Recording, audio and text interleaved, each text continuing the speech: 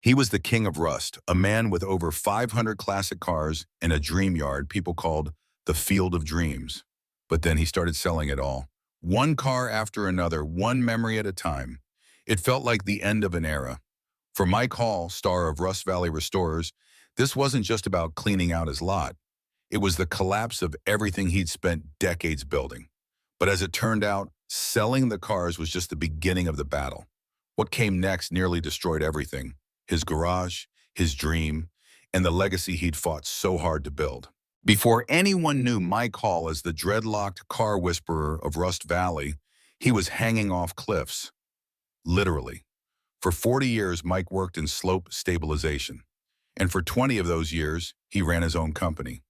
Picture it, dangling on ropes, blasting rocks, and carving through mountainsides. His life was anything but ordinary. But no matter how extreme the job got, cars were always calling to him. He'd spend winters restoring rusted classics, turning junk into art. That quiet obsession, it was just waiting to take over. Then came Tappanati, British Columbia, Mike's personal slice of paradise, and what he turned into one of the biggest private classic car collections in North America. Over 500 vehicles filled his property, baking under the Canadian sun. Each car had a story: a broken-down Chevy here, a forgotten Mustang there. They weren't just metal, they were memories. Mike called it his field of dreams. Others just called it but in 2021, the unthinkable happened. He put it all up for sale. The sale sent shockwaves through the car world. Hundreds of cars hit the auction block, and fans flew in from across North America. Rare classics fetched big money. One 1969 Camaro Z28 went for more than anyone expected. But many of the lesser-known models, Mike's real passion projects, sold for way less. Behind the cheers was heartbreak.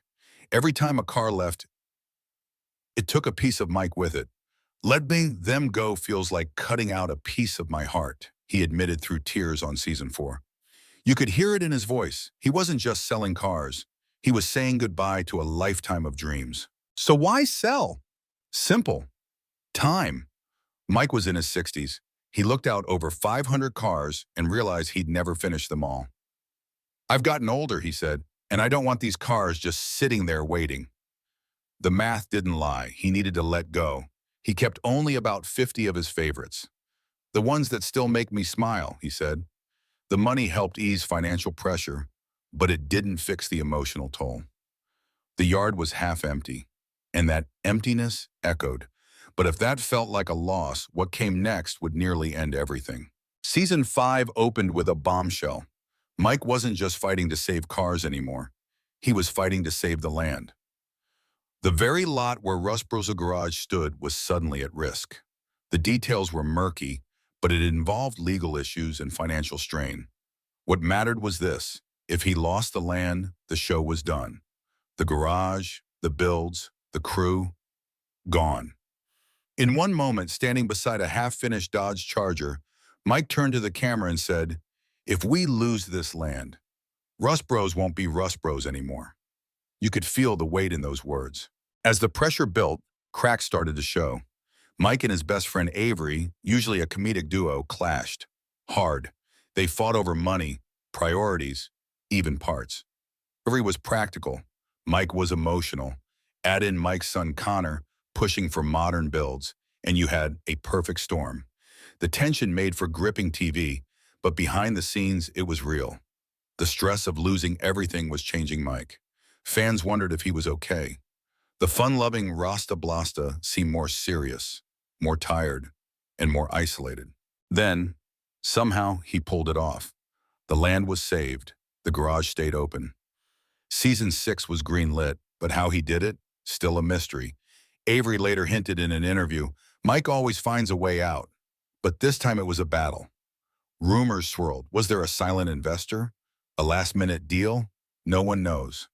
But one thing was clear: Mike had survived, for now.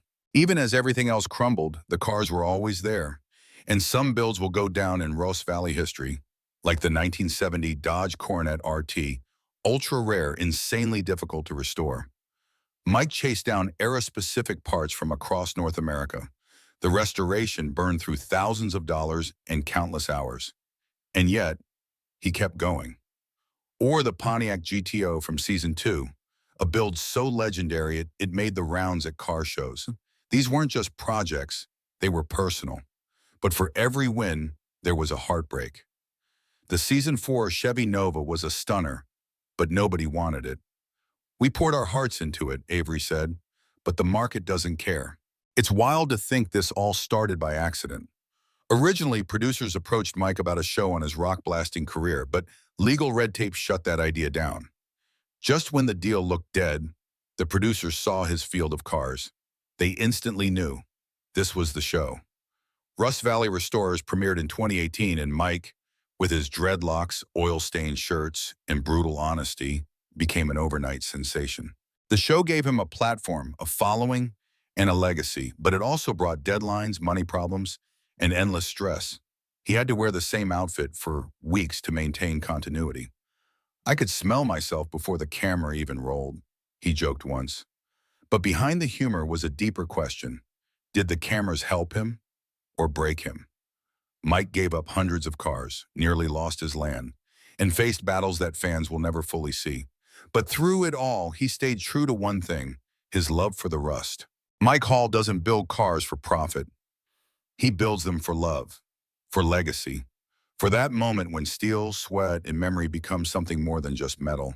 He's lost a lot, but he's still standing, still restoring, still dreaming. Because in Rust Valley, dreams might rust, but they don't die.